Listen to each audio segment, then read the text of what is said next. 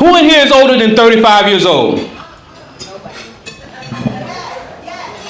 Oh, y'all don't want to raise your hand? I see it. Did you used to go out? Anybody used to go out in Jacksonville? If you're over 35 years old and you used to go out in Jacksonville, you telling me you don't know Ivory Orr? You know Ivory Orr, Plush, Pure. What's all the other clubs? Every club you can think of, Ivory had a very well-oiled machine, and all of the people that he worked with was like family. And he's doing it again. If you want to know about his next business venture, and I might be spilling the beans how you can get involved with it, you want to stick around, please give it up for Ivory Orr.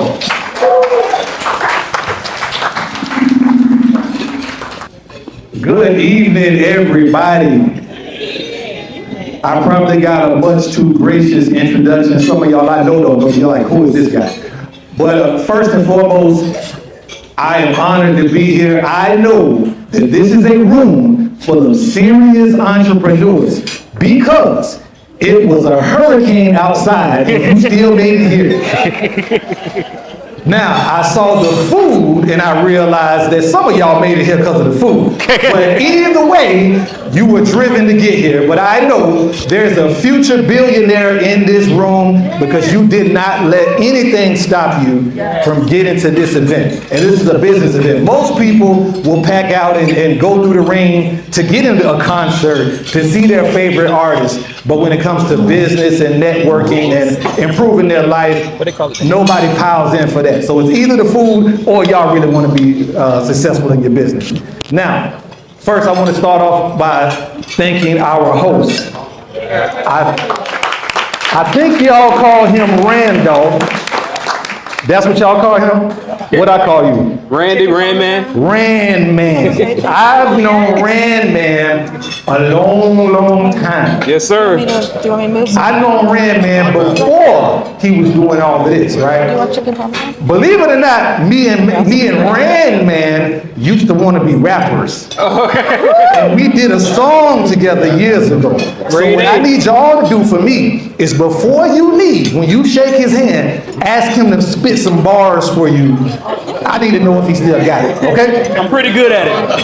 But listen, Randman is pretty good. But I just want to say to you in front of everybody that I'm so proud of you. I've seen your growth. This is an amazing event, well put together event. And listen, this is a necessary event. Thank you. We need more events like this in Jacksonville where entrepreneurs and professionals come together to network. I love the quote that says, if you want to go fast, you go alone. But if you want to go far, you go together. And that's what this event is about. It's about coming together, collaborating, learning from each other, and adding value to each other. Now, I am honored to speak to all of you guys because most of you are entrepreneurs or aspiring entrepreneurs. Now, if you've been an entrepreneur long enough, you know the most valuable asset you have is time. You can make money. You can even make people. Some of y'all using your kids for your workforce, so you know what I'm talking about. But no matter what you do, you cannot create time. So because you guys are sharing your valuable time with me, I'm going to respect it by being brief, but also trying to add as much value to you as I can. Now, let me introduce myself. My name is Ivory Orr. I graduated from the University of North Florida. Oh, I got some ospreys in the building? Oh, I did finish. Hey, listen now. I'm glad you brought that up. Because I got 2 degrees from UNF. I got a marketing degree and a management degree. But it took me 6 years to do it. Now, the reason why it took me 6 years to graduate is because I decided to start my business while I was in college. All right? Most of my life, I've been in entertainment and hospitality.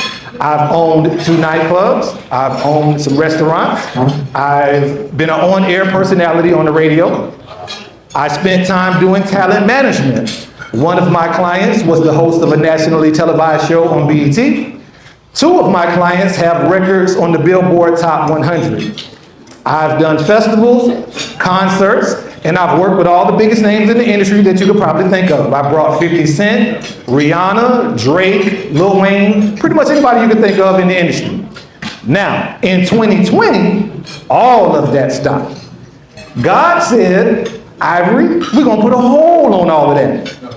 COVID-19 had everything shut down, so no more concerts, no more parties, no more festivals, no more large events. Because if you do what you're good at doing, somebody might die. So I said, okay, God, where does that leave me? Well, I tell you, I'm sitting at home with my daughter and her mama.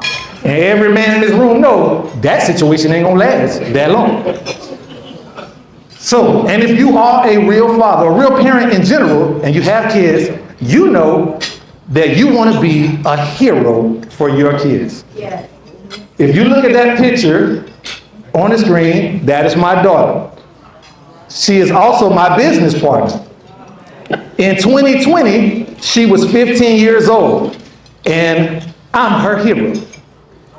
I could not let her see me sitting at home being down because all of my businesses were shut down. So I said, hey, let me show you how we can take a bad situation and turn it to a great situation.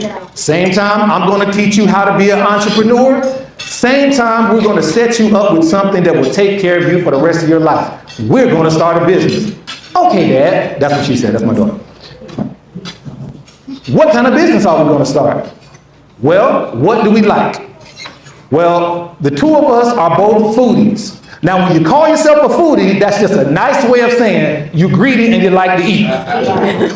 Some of y'all are some foodies in this room. So we like to eat. We looked around, we saw food trucks were still open. Most restaurants were shut down, but food trucks were still open. So we said, okay, let's start a food truck. So hence we started Bad Chic Chicken and Waffles. The whole business is basically based around her. She's a bad chick. I was raised by a bunch of women, never had a relationship with my father, so my mother, my grandmother, my aunts, a bunch of strong women raised me. So this business is an ode to them and a lesson for her. So the menu is basically just all the foods that we like. So we started Bad Chic Chicken and Waffles. The goal of our business is to open up a brick and mortar, turn it to a chain of restaurants, and sell that chain within 5 years for $30 to $35 million. The comp for our business was another business that started right here in Jacksonville, was Maple Street Biscuit Company. They did the same thing. They sold their business in 5 years for $35 million. So that is my plan for a liquidity event. Hence this event, hence the name of the event. Now, that won't be my first liquidity event. A liquidity event is just when you sell your business and you cash out. Well, I've had two. One of them was a win. One of them was a loss. Both of them were lessons. My first liquidity event was when I was 25, me and my partners.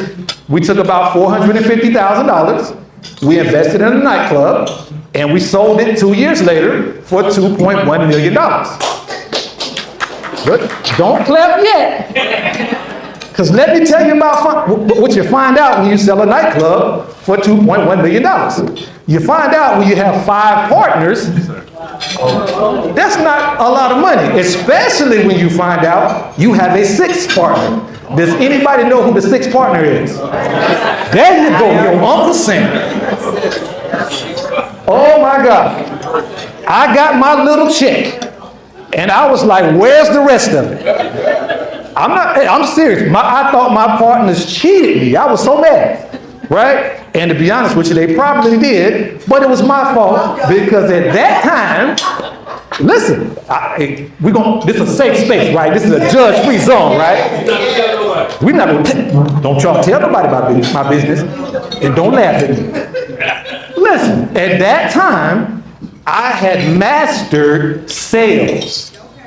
Okay, I'd mastered marketing. I could take an empty space and fill it with people with my eyes closed. I did not understand what happened on the back end of that. I would create the business and didn't understand the back end of the business. Mistake number one. After that, I took my little bit of money and I took some of it and I invested into a restaurant. All right? That restaurant was a struggling restaurant. I put a little bit of money in. 2 years later, we sold that restaurant, but we sold that restaurant for a loss. We basically made enough money back to take care of all our tax debt and all our creditors, but we didn't get back the money that we put in. So I lost probably about $45,000 on that deal. Mistake number two. So when I stand in front of you today, I'm not talking to you as some guru who has mastered entrepreneurship. Let me let you know in on a little secret. There is no such thing as a person who has mastered entrepreneurship. The richest man in the world has failed several times in entrepreneurship. And if you want to be an entrepreneur, you're going to make mistakes, you're going to fail. And today, I want to talk to you about the things that actually went wrong. Why do I want to do that? Because I'm hoping when I talk to you about the mistakes that I've made, the problems that I've encountered, and the times that I've failed, that it will help somebody who's on their journey as an entrepreneur. Some of you are just starting out, and you're going to run into the problems that I have ran into. Some of you are going through those problems right now. Some of you have already been through those problems, and it's going to help you just to hear that you ain't the only one that made that mistake. And believe me, there's value in knowing you ain't the only one that made that mistake, right? So if this is a judge-free zone, we're going to talk about some of the mistakes, some of the failures, some of the things that went wrong, and hopefully it'll add some value. Now, since then, I've had a lot more wins and a lot more losses. I've had more failures than I've had wins, but that doesn't matter. I've had enough wins to say I've been a pretty successful guy. All right? Now, what stops a lot of people from even starting their business, do we have anybody who's about to start a business or thinking about to start a business or is new? A couple people. What stops a lot of people from even getting started, my phone never stops ringing. What stops a lot of people from even getting started is, one, they're scared of failure. So we can go ahead and fix that right now. You're going to fail at some point. It's going to happen. You're going to fail. It's never going to be perfect. It's never going to be exactly like how you thought it was. The first day we opened our food truck, and our food truck is pretty successful. The first day, well, first of all, my plan with the food truck, let me tell you my plan. My plan with the food truck was, okay, I'll start this food truck. I'm great with the festivals, events, and clubs and marketing. I'm going to hire a chef, somebody who's passionate about food, and I'm going to let them run the food truck, right? And I'm going to just market it with all of my clubs and restaurants and festivals and things like that. That was the plan. Great plan, right? Very first day we were supposed to open up. Very first day. It's 4 o'clock in the morning. We're supposed to open at 8 o'clock in the morning. I get a text on my phone, a screenshot, wakes me up. I look at it with one eye because I can't see without my glasses. I look at it. It's a screenshot of a COVID test saying that it was positive. Now, how you got a COVID result at 4 o'clock in the morning, I don't know, but that's neither here nor there. Either way, at 8 o'clock in the morning, I had to be at that food truck with my daughter and my other family members that I called to rescue me, and we had to figure out how to sell this food. We didn't even know how to operate half the equipment. The chicken that we were supposed to sell was still in the freezer frozen. And anybody know how to cook? No, you ain't finna throw out no frozen chicken in no short period of time, right? So I had to send my mama to the store, and she went to Publix and Wendy's and bought up all the chicken that they had. I know that they probably, what is this lady doing with all this chicken? My mama made 3 stops at 3 grocery stores and brought me all the chicken that she could. And we figured out a way to get through that event. Because I'm good at marketing, there was a lot of people. So we needed a lot of chicken. That was day 1, entrepreneur in the business. Okay, since then, we have never hired a chef. It's been me and my daughter and my employees, and we figured it out. That's entrepreneurship. Things happen, You figure it out and you move forward. Another thing that stops people from getting started is because they want everything to be perfect. They want the rollout to be perfect. They want the product to be perfect. They want the marketing plan to be perfect. Especially a lot of my ladies, because ladies are very good with details. Men are bad with details, that's why they always catch us when we lie. But women are very good with details. And a lot of entrepreneurs will say, oh, I can't launch this business until everything is right. But let me give you a real life example of why that doesn't work. How many of you have an iPhone? Anybody have an iPhone? Anybody have an iPhone 16, the newest one? Okay, I got the raggedy 13. She is broke, I drop it all the time, right? All right, anybody have an iPhone that's less than a 13, like a 12, 10? Don't be ashamed, okay? The iPhone 16, that she has is better than my 13. My 13 is better than the 5, the 4, the 1. Now, what if Apple said, we were never going to launch this business. We're not going to roll out the iPhone until it has all the features of the iPhone 16. They would not be a multi-billion-dollar company. They had to put out a product that was good for the time. They listened to their customers' feedback and they upgraded it and upgraded it and upgraded it, got better and better, and they learned.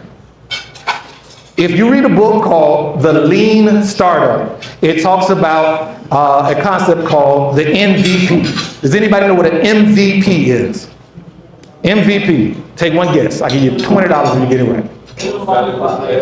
Most valuable player. I knew a man was gonna say that, right? Because in sports, that's what the MVP is, the most valuable player. But in business, an MVP is a minimum viable product. Minimum viable product. That means the product is as good as it has to be to sell to the customer at that time. Meaning, I'm going to put out a product. I'm going to listen to my customer. I'm going to figure out what they want. I'm going to figure out the thing that they need. I'm going to give them the best version of that I can, and then I'm going to listen to them. I'm going to see the feedback that I get from them. I'm going to let them tell me what's wrong with it because I know it's not going to be perfect. And then I'm going to make the adjustments and I'm going to put out the next version of that. The iPhone 2, 3, 4, 5, 6. And they're going to keep on buying because I'm going to keep on listening. Let me give you an example of it in my life. When I first started in the events and nightclubs and that business, I started out, I was doing marketing for restaurants and bars that were already popular. I would do their advertisements for them, and I was pretty good at it. So much so that one venue said, hey, Ivory, we're going to give you an opportunity to do an event of your own. We're going to give you a Friday night, that's a great night, to do an event and see how many people you bring out. Now me, I'm so smart, I got my team together, we all hyped up, we had the meetings in my dorm room. We did 3 weeks of hard promotion, and guess what? 20 people, that's you being nice. 10 people. 10 people, and 5 of them work with me. Now, for some strange reason, because I'm an entrepreneur like y'all, I'm not gonna let nothing stop me. I said, I'm gonna do it again. And for some reason, the venue let me try it again. They must have been desperate, I didn't notice at the time. They let me try it again. I thought about everything I did wrong.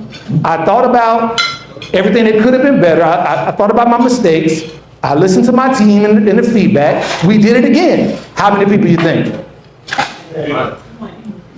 30 people. Now you selling me short. See, I like you better. Your number's better. 30 people. Okay, flop. Thought about my mistakes. Talked to my team. Figured out what I could do wrong. Talked to venue into letting me do it again. Did it again. 3rd try. How many people?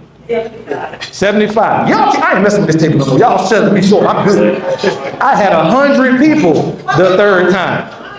100 people. Now, don't pat me on the back too fast, because 100 people sound like a lot of people until you realize the venue held 500 people.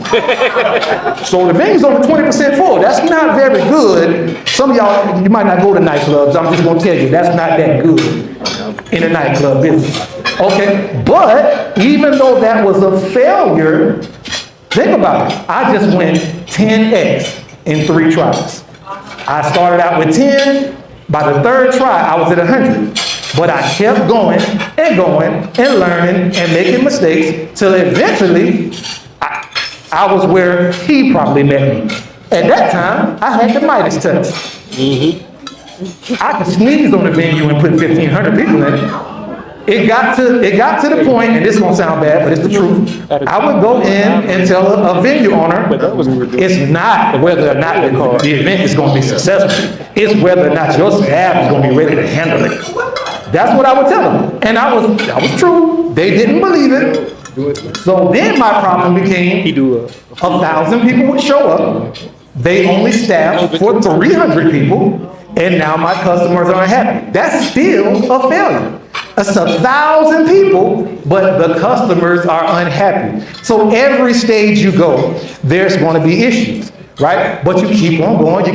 But it got to the point where I said, hey, we need to open our own nightclub, which led me to the nightclub I told you about, where we sold for $2 million. All right, so we get to that point, and we said it like I told you. I didn't understand the business part, right? I didn't educate myself on the business. So let's talk about that. When you're starting a business, let's touch the 3 main things so I can get out of it.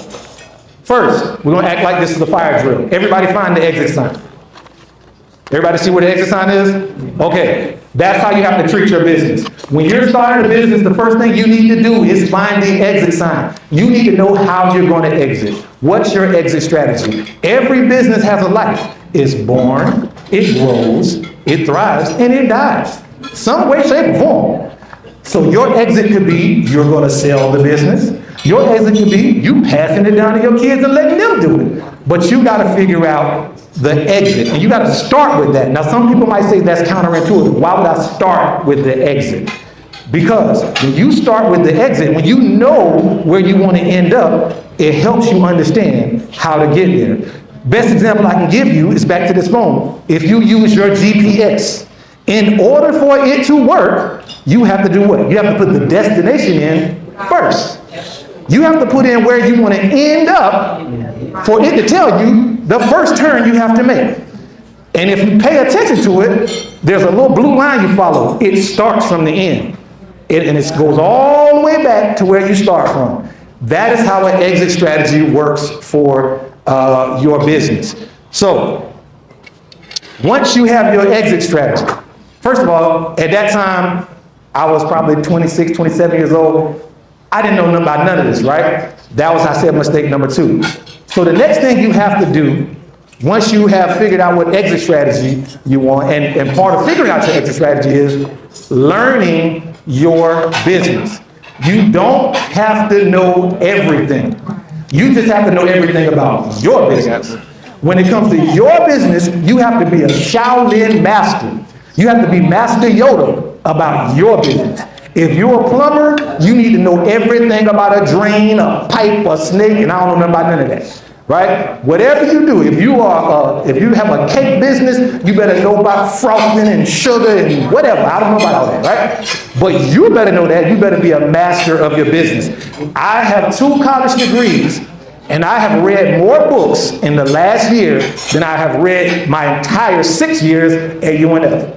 Because I finally got tired of bumping my head up against the wall, so I had to educate myself. Every single day, I try to educate myself. I watch a podcast. I read books. I call people who are in the same industry, and I talk their ear off, and I ask a whole bunch of questions. Whatever you have to do to learn your business, you need a PhD in your business.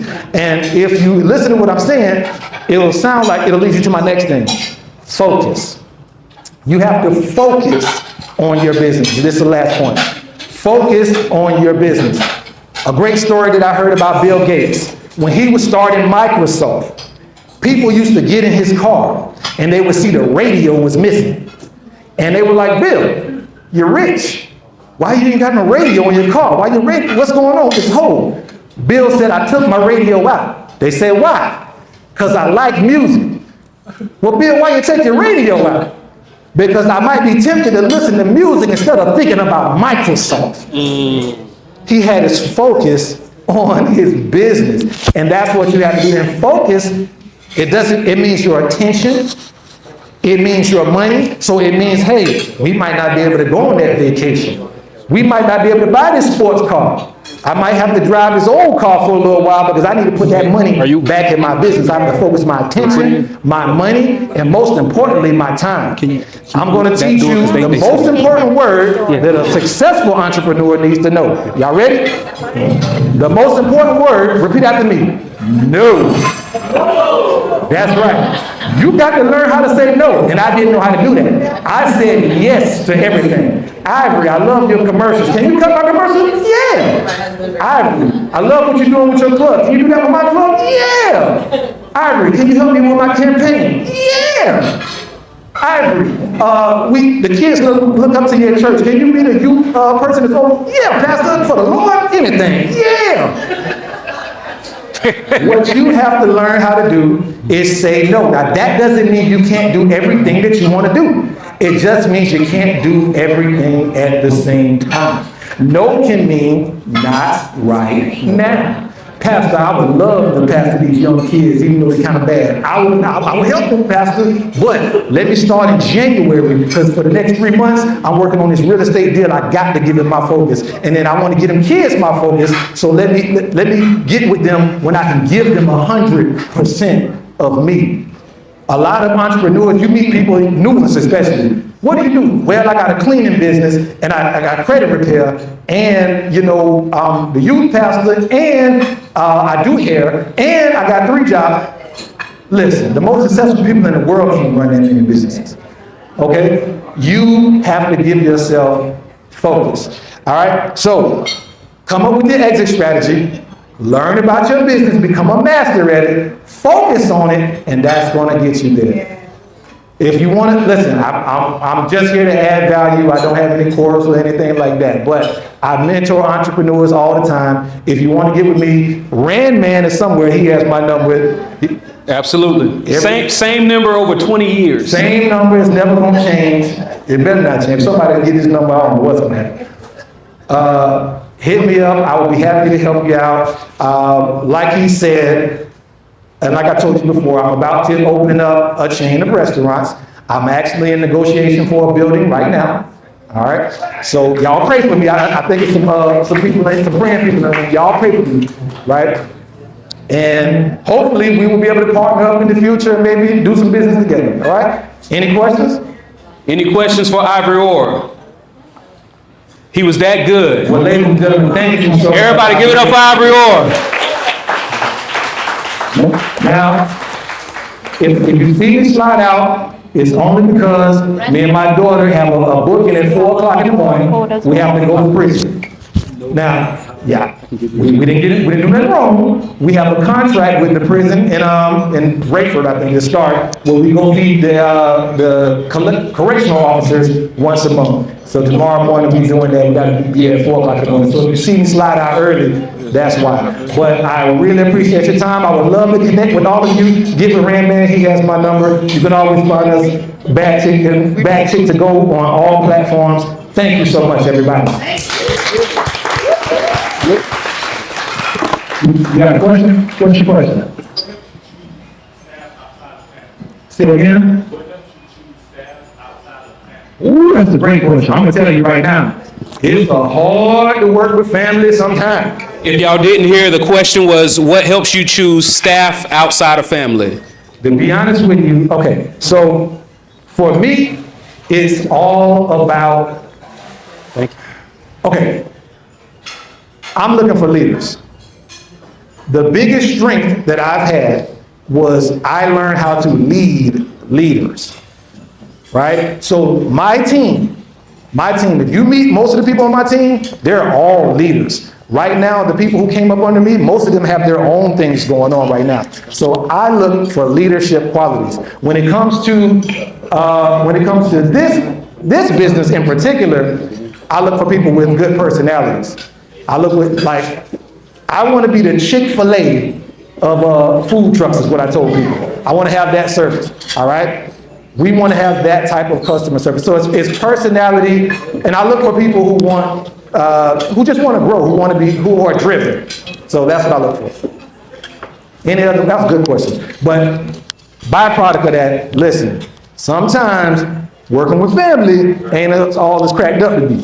Sometimes you want to fire your family, but you got to go to grandmama's house for Thanksgiving and it's going to be real awkward. Okay? But I will say that's a gift and a curse, because the good side of that is when your business is struggling and you have the conversation like, cuz, the check going to be late, cuz. I'm telling you right now. Don't worry about it, cuz. I got you. Cuz I can't afford to pay you overtime. You need to go home. Cuz I'm not going to. Friday, this past Friday, we had an event at, we did the Reebok and First Coast game. Packed. One of my employees has diabetes. She has type 2 diabetes. That's the kind you're born with, right? And she has the pump that's connected to her. Like she has a pretty severe condition. And it got hot out there. I don't know what happened, but in the middle of the event, it's a line of about 100 people. I look over and she's like, oh. She's about to fall out. I was like, what the heck is going on? Then I seen her pulling out insulin and needles. I said, hey, what's going on? And she was like, hey, I need to go to the bathroom. I said, hey, okay. So she went, and now it's just me and my daughter and 100 people in front of us. Just so happened my cousin was at the game. In the crowd with his girlfriend. His girlfriend sent him to go get some shrimp. He came and got a job. And he was on the truck in his clothes that he was supposed to be seen out with, frying chicken. You know, and she never did got her shrimp. As a matter of fact, she fussed at me about the shrimp when I seen her Sunday. So that's the gift and the curse of family. But, you know, any other questions? Yes, sir. Do I want to have another phone party back in the day? A 35 and up phone party? Somebody gonna drown. For those of y'all that don't know, one of my signature events was a phone party. If you don't know what a phone party was, we took a building, filled it up with bubbles and suds, and people came in and got in and partied. It was the craziest thing you ever want to see in your life. I hope God forgive me for that. At this age, the phone party would be substance water. Yeah, that's what it would be. Any other questions? Phone party. Any other questions? Ladies and gentlemen, thank you again. I really, really, really appreciate y'all. Y'all come support us. Everybody, one more time, give it up for Ivory Orr.